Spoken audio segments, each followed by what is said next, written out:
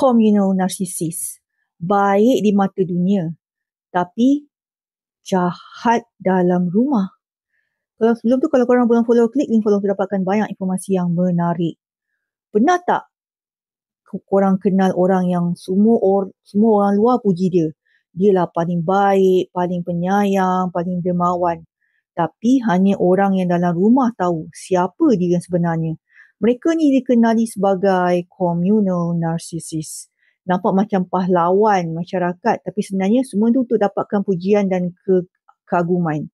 Depan orang luar, bantu sana sini, dermawan, pandai cakap lembut, suka tunjuk diri sebagai penyelamat, orang alim, role model. Tapi dalam rumah, maki orang, hina orang, peduli orang, rendahkan orang, diamkan orang bila tak nak ikut kehendak dia, rendahkan ahli keluarga sendiri, bini dia, anak dia. Lepas tu tak pernah minta maaf pun sebab dia rasa dia tu suci.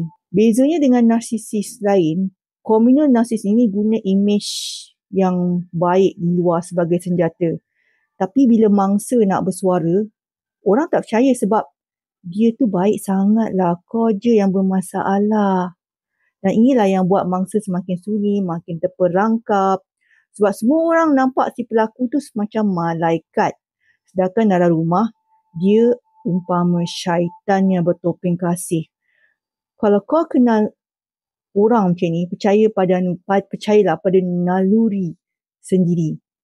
Kebaikan tak sepatutnya menyakitkan. Dan orang yang benar tak perlukan pentas untuk jadi ikhlas. Saya Rama, saya penulis buku Buka Topeng Narsis, klik link bio.